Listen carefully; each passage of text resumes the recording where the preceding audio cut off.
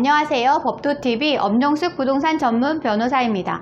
오늘은 명도소송에서 패소한 세입자가 건물을 인도해야 하는 시기에 관한 내용입니다. 명도소송에서 패소 판결을 받은 세입자가 건물 인도 시기를 두고 건물주와 눈치싸움을 벌이는 상황이 종종 발생합니다.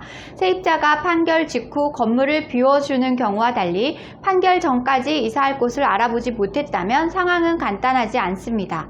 명도소송의 청구 취지는 건물주가 세입자에게 건물을 돌려받기 위한 소송입니다. 다만 판결문 상에는 세입자가 목적물을 건물주에게 인도하라고만 명시되어 있을 뿐 언제까지 인도하라는 내용은 없습니다. 결론부터 말씀드리면 판결문상의 인도 기간이 명시되어 있지 않더라도 세입자는 명도소송에서 패소 판결을 받으면 강제 집행을 당할 수 있기 때문에 최대한 빨리 건물주에게 건물을 인도하는 것이 현명합니다.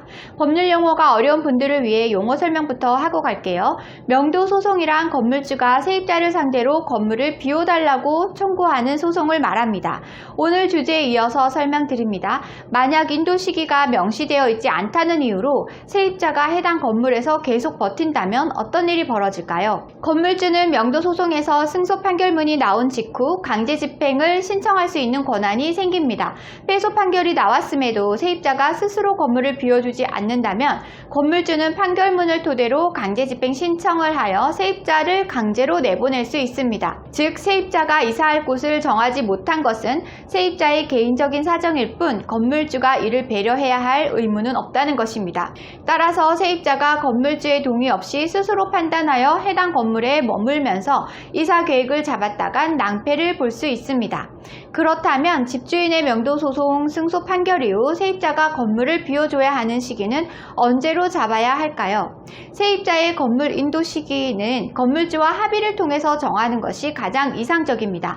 건물주는 세입자에게 이사에 필요한 충분한 기간을 주고 해당 기간까지 건물을 인도할 것을 명시한 공증이나 통화 녹취, 카톡, 문자 메시지 등을 증거로 남겨두는 것이 좋습니다. 한편 건물주는 세입자의 사정을 봐주느라 판결문의 시효가 지나지 않을까 걱정할 필요는 없습니다. 소유권에 기한 판결문의 시효는 기본적으로 소멸시효가 적용되지 않아서 기본적인 사실관계, 즉 점유자와 해당 목적물에 대한 변경이 없다면 시효에 대한 적용을 받지 않습니다.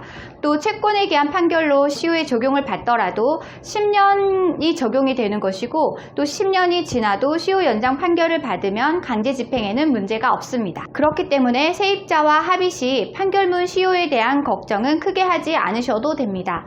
오늘은 명도소송에서 패소한 세입자가 건물을 인도해야 하는 시기에 관한 내용을 설명드렸습니다. 정리하자면 건물주는 언제든지 강제 집행이 가능하다는 것이고요. 세입자가 버틴다면 강제 집행을 진행할 수 있습니다. 세입자는 건물주와 합의해서 건물의 인도 시기를 정해야 합니다.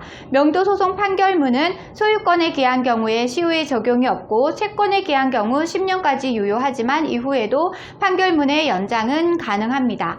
오늘 주제와 관련된 문의사항이나 명도소송 관련 문의사항이 있으신 분들은 홈페이지에 문의사항을 남겨주시면 이메일로 답변 드리고 있는데요. 홈페이지는 네이버에서 법도 명도소송센터를 검색하시면 쉽게 찾으실 수 있습니다. 홈페이지에 접속하시면 상단 우측에 비용 안내 및 무료 상담 메뉴가 보이실 텐데요. 해당 메뉴에는 명도소송 비용에 대한 설명과 함께 하단부에 1:1 무료 상담 서비스를 제공하고 있습니다. 무료 상담을 원하실 때에는 체크된 부분은 명확하게 정보를 입력해 주시고 본문에 궁금한 내용을 입력해 주시면 이메일 또는 유선 전화로 답변 드리겠습니다. 오늘은 여기까지 설명해 드렸고요. 다음에 더 좋은 부동산 법률 정보로 찾아뵙겠습니다. 저는 엄정숙 부동산 전문 변호사였습니다.